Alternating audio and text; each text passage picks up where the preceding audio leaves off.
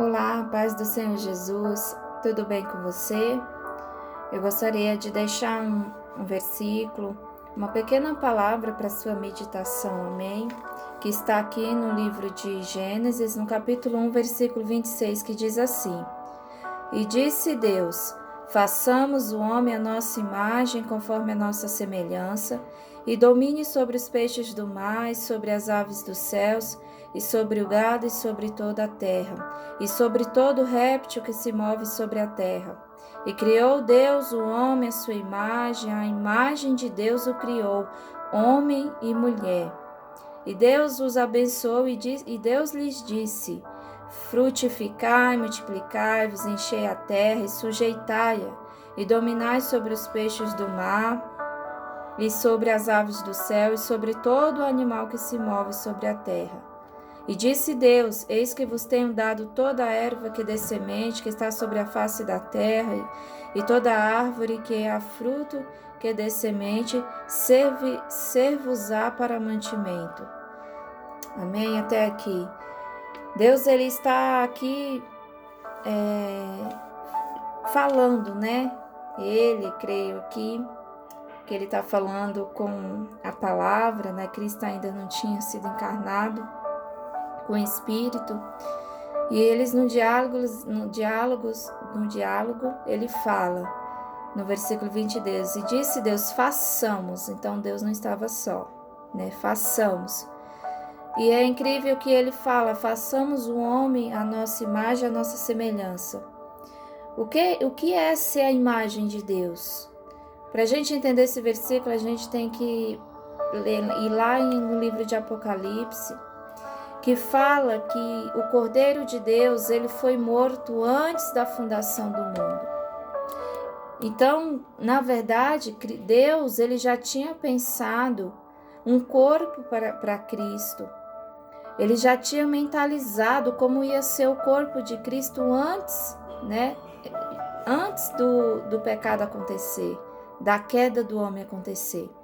Por isso que ele fala: façamos a imagem, por isso somos assim, né? Então Deus pensou para Jesus um corpo que nem nós temos hoje.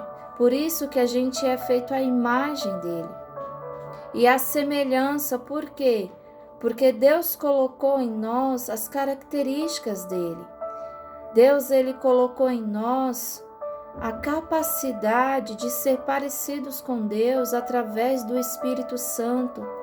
E para nós entendermos quais são as características do Senhor, podemos ler Gálatas capítulo 5, versículo 22, que lá fala quais são os frutos do Espírito. Então, quem tem o Espírito gera aqueles frutos que está escrito, que é o amor, a fé, a longanimidade, a paz e os outros frutos, o autodomínio.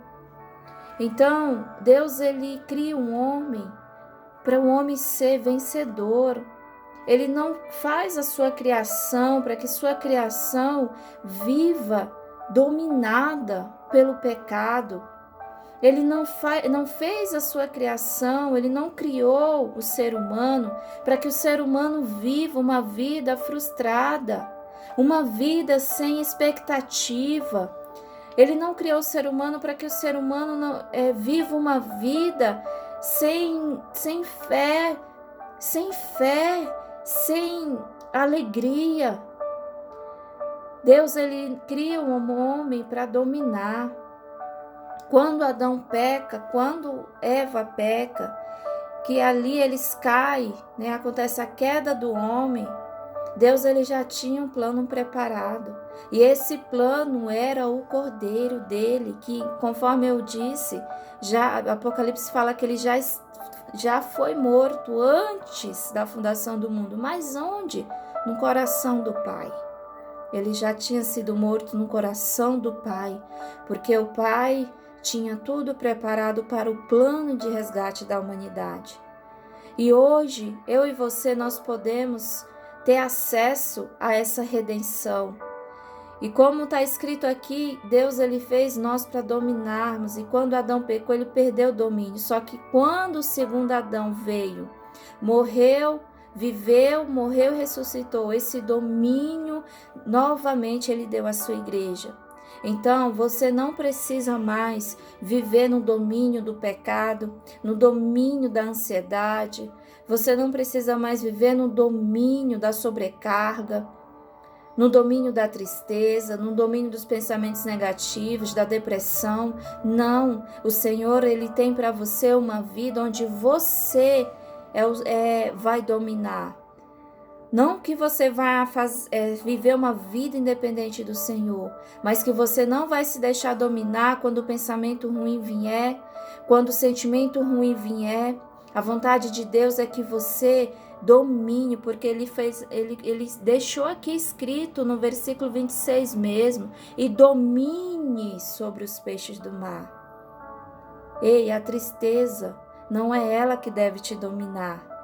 Essa angústia não é ela que deve te dominar.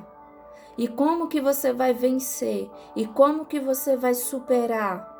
Está escrito lá no livro de Romanos, no capítulo 12, no versículo 1, no versículo 2 diz assim: E não sede conformados com este mundo, mas sede transformados pela renovação do vosso entendimento ou da vossa mente, para que experimenteis qual seja a boa, agradável e a perfeita vontade de Deus.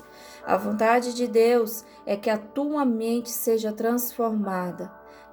Deus, Ele preparou Cristo para nos redimir. Quando nós, conforme está escrito em Romanos, aceitamos essa redenção, confessamos que o Senhor, Ele é o nosso Salvador e cremos de todo o coração, nós somos salvos, nós temos acesso à salvação. E a vontade de Deus é que a nossa mente, nós venhamos transformar.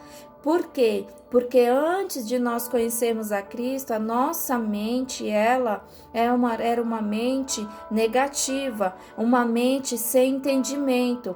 Mas agora que nós temos acesso a essa redenção, acesso a Cristo, a nossa mente ela precisa ser renovada, transformada em quê? Na mente de Cristo. E a mente de Cristo é uma mente vitoriosa. Não que o problema não venha, não que o pensamento negativo não venha, não, eu te digo, ele vem sim, mas é como aquele ditado popular que fala, o passarinho, você não pode impedir ele de sobrevoar, mas você pode impedir ele de fazer ninho na sua cabeça. Então você não pode, é inevitável o pensamento negativo vir, mas cabe a você e cabe a mim deixar esse pensamento fazer morada ou imediatamente o repreender e crer na palavra que diz que eu posso todas as coisas naquele que me fortalece, que eu sou abençoada, que eu sou a menina dos olhos de Deus. Então, renove a tua mente.